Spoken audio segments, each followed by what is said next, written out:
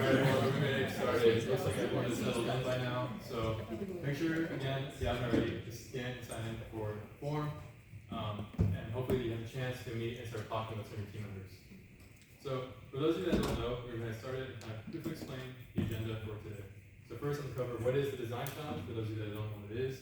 Then we're going to excitedly reveal what our prompt is going to be, and then go over our design challenge booklet. And lastly, we're going to talk about our upcoming events to help you for the design challenge. And lastly, at the end of it, we will be giving out donuts for everyone. So very exciting. So first of all, what is the design challenge?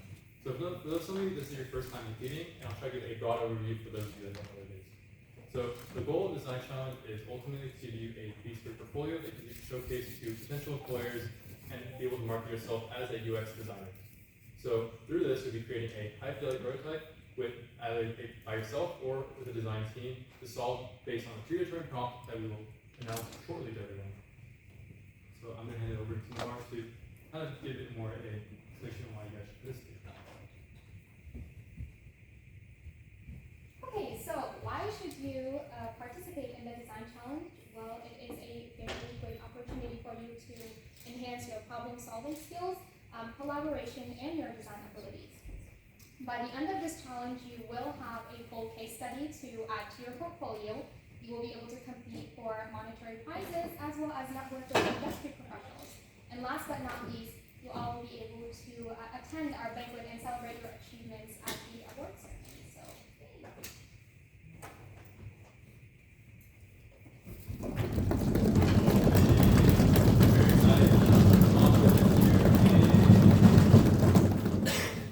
okay, so in our ever-evolving and dynamic world, emerging talents often face hurdles when they're reaching and when they're migrating into their professional career.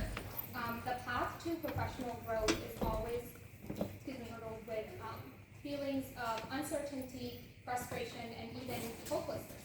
Hopelessness.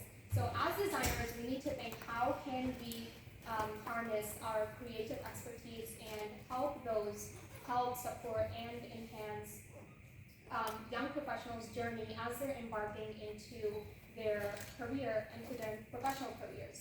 So your prompt is going to be to create a solution that empowers students in their professional journey.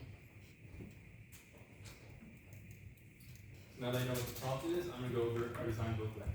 So we created this design booklet to help you along the process, to help give you milestones and resources to help you complete the design challenge. This booklet will have everything you need to complete the challenge, so please be sure to scan it and use this as a reference throughout your design process.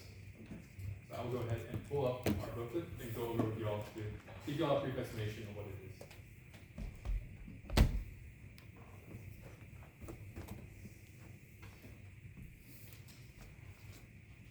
This will also include the prompt, so if you need to go back and reference what the prompt is, what you'll be designing for, it will be included on here on the second page of the booklet. So feel free to go back to the booklet if you want to find out what the prompt was, what we're talking about today.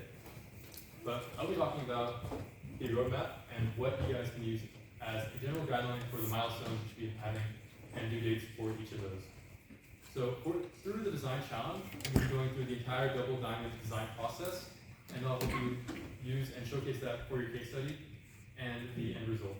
So the first stage of the design challenge is going to be the discovery phase of the double diamond process, where you'll be exploring and discovering problems that people are facing.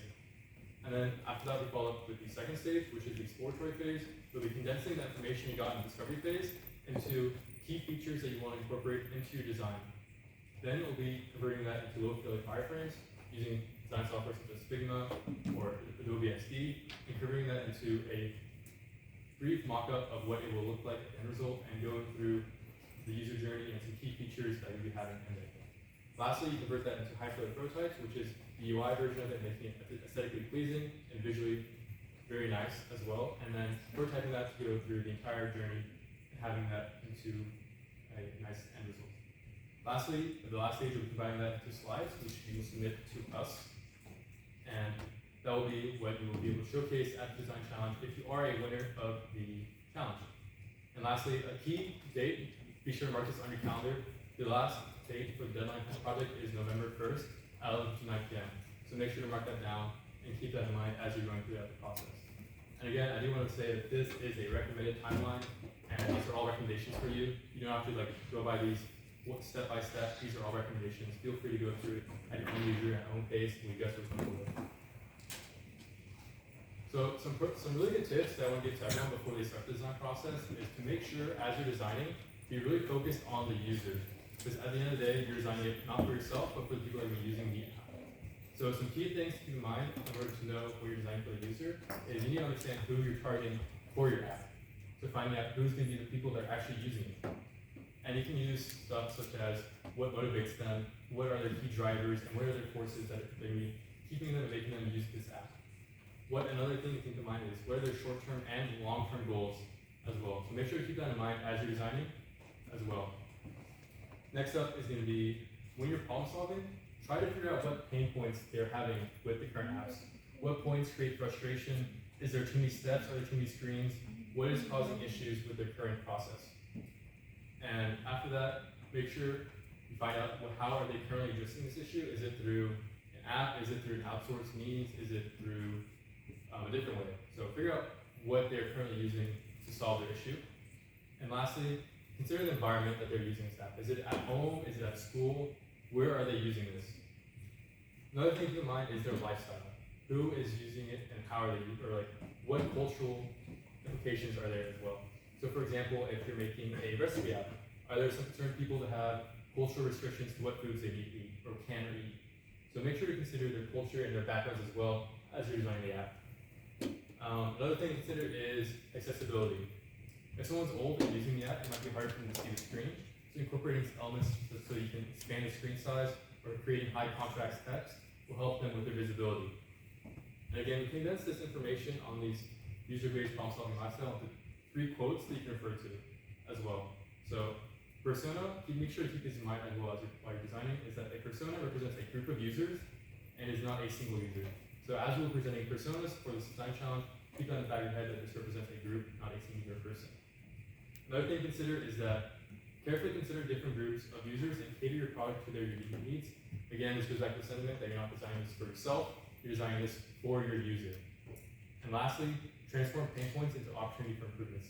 So where there's frustration, there is an opportunity for you to change that frustration into a point of happiness or something that it's enjoyable to use. And that's about it for my key tips. So I'm going to be passing over here to explain and go over our first persona design challenge.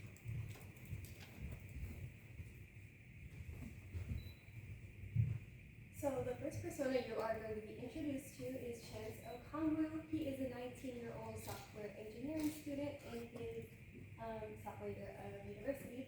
His focus is user experience design, and his main goal is to land an internship. However, he doesn't have much industry experience, so he is trying to network himself with professionals by showcasing his school projects, his club experience, and his portfolio. So some of his pain points include his limited experience, his difficulty showcasing his skills during interviews, and his limited market awareness. And I'll be passing it to Kyle for the next persona. So the next person that we have is Marwa, and she's an MBA student, and she has a lot of qualifications, including an internship at a major investment banking company, and she's looking to break into a large company. But despite being very qualified, there are a lot of applicants out there in these jobs, and she's having a hard time standing out. So she's looking for a company that will give her the opportunity to grow, and she's looking for a company that will give her a good work-life balance. So in addition to trying to stand out amongst all the applicants, she also has some very specific goals that she's looking for in a company. And to help with that, she's looking to find people who are facing similar problems, connect with them, and learn from their experiences in the industry. And some of her pain points include balancing work-life balance as a master's student. She's got a lot going on, and there are a lot of applications out there because there's a lot of job opportunities, and she does not have a lot of time to go through all of that. And doing all of that, she also, some of her motivations include exploring her culture, maintaining that balance, exploring her passions, and then also working towards building up her own company. And now I'll pass on to the next persona.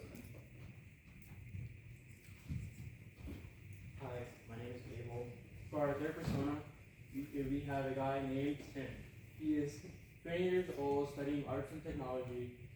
He is focused on game. He's focusing on a game production.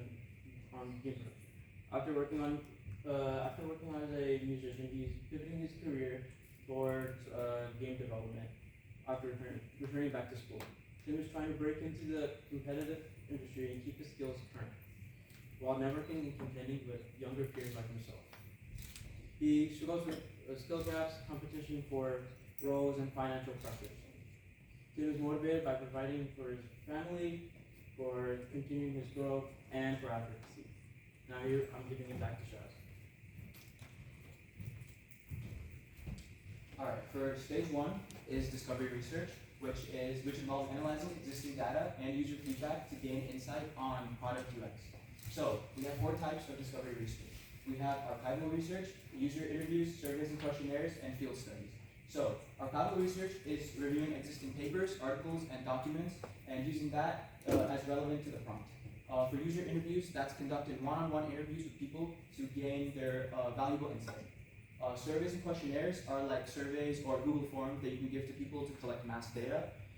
Field studies are actively observing users in their natural habitat, like what their behaviors are and stuff like that.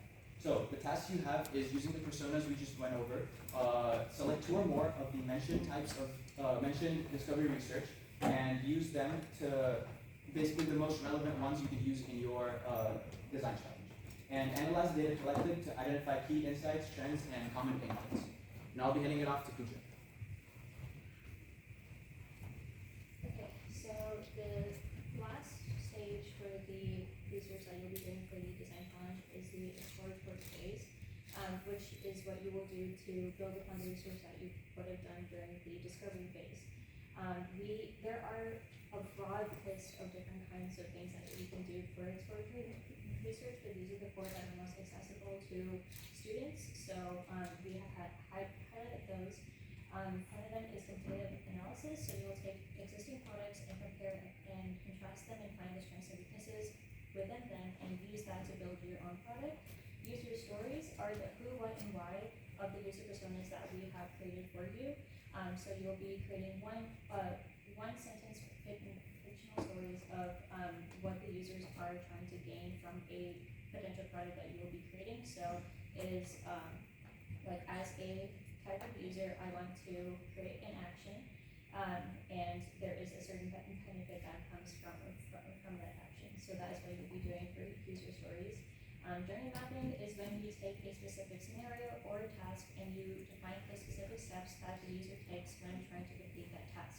When you do this, you are able to clearly find the different pain points that lie within that task, and then you can use that to smoothen out the process of what the user would do when completing that task. And finally, there's card sorting. You can get your friends or classmates to do this with you.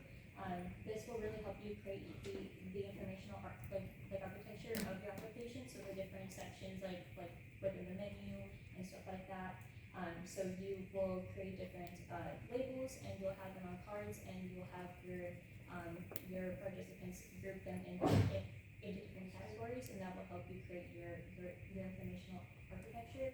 It is important to highlight that the research phase does not involve testing a hypothesis, and you're just trying to find a potential solution. So this entire phase is really just to create the problem statement that you'll be using to create your product.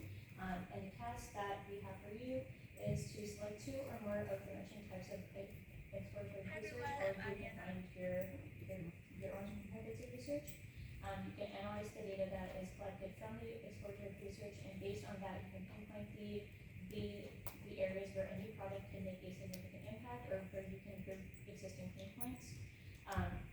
And then you will begin generating ideas of what your product could do and what specific pain points it will address, which is within your problem statement. Alright, so stage 3 is going to be the start of our low fidelity wireframes. This is going to be a chance for you to expand upon the ideas that you might have had in the previous stage, as well as generate new ones. Once you have those ideas, you're going to be picking out the best of them and then transferring those over to the digital screen. A practice that we're going to be recommending you guys do throughout the stage is something called the Crazy Eights exercise.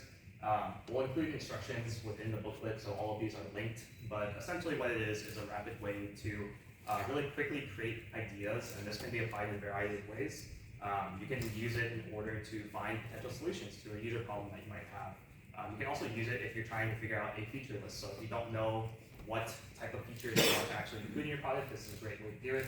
What we're going to recommend is you especially use it in order to create wireframes and the screen layouts in general.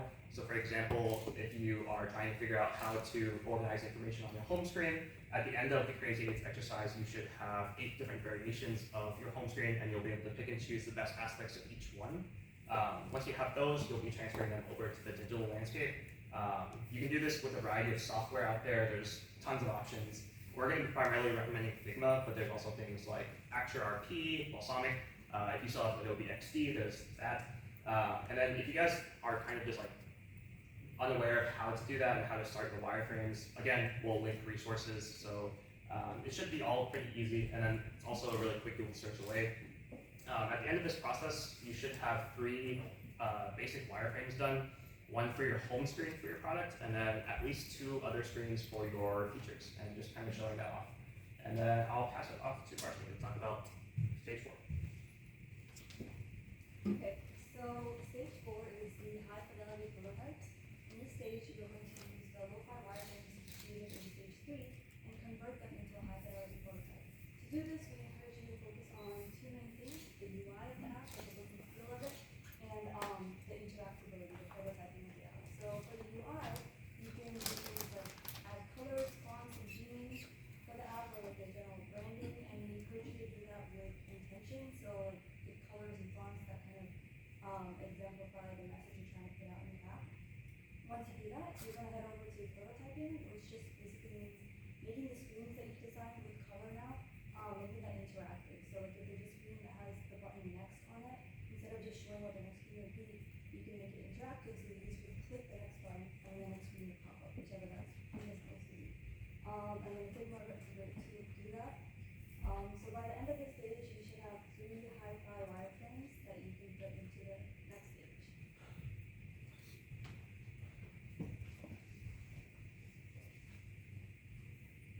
So our final stages are creating and submitting your slides. You want to create a visual presentation showcasing your deliverables and details, and as well as add shareable links to your documents. You'll then convert your slides into a PDF format and submit it to our project submission form. All design challenge projects are going to be due on November 1st, 11:59 p.m. and must include the following deliverables: your user journey, affinity diagrams, 3 low fidelity wireframe diagrams, 3 prototype high fidelity diagrams, and of course your slides. If you want, you can add more to your research and more to your design process, but these are just the minimum requirements that I listed. Okay, so in our resources section, we've included a lot of tools, inspirations, and educational links that will help you in your design journey. So some of the tools you might be familiar with, such as Figma, Azure RP, Sketch. Well, if you're a MacBook user, Sketch is you can only use Sketch, I guess, on MacBook or Apple products. Then we have Balsamic and then Mural. With inspirations that you can search and look at different frames and all. You have Dribble, Behance, Mobin, Streamlane, and Pinterest. And for educational resources such as articles that you can read, you have the Nelson Norman Group, the UX Collective, a Medium, and Lots of UX. These are all hyperlinked, so you will have access to them in the booklet. So they'll be accessible over there. And of course, our Discord is also a very great resource for you to ask your questions, engage, with peers, your groups, and ask them, just the officers or your peers any questions you have.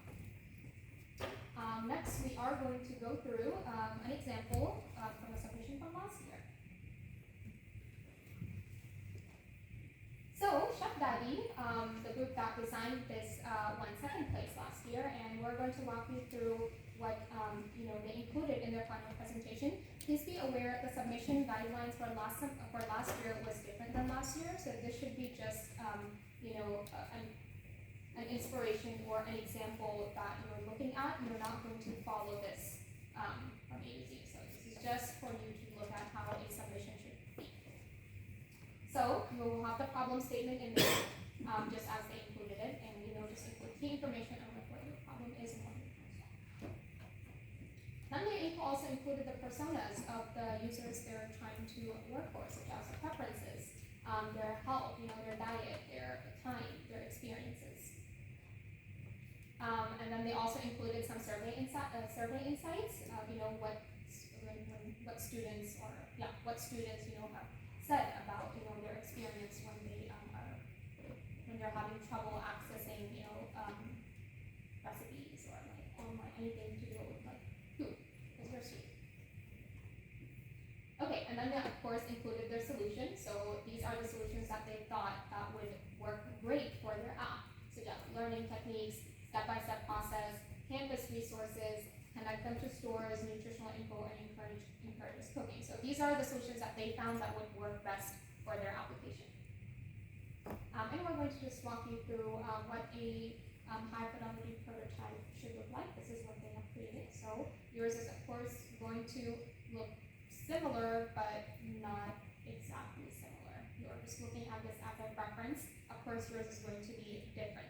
You're not designing for a food app, you are designing for something else.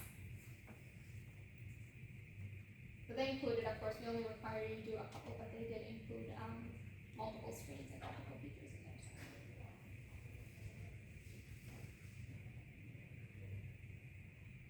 And this is a great example of how your prototype should be interactive. They're clickable prototypes, so you should be able to click on them and interact with them. That's how you get, you do user testing and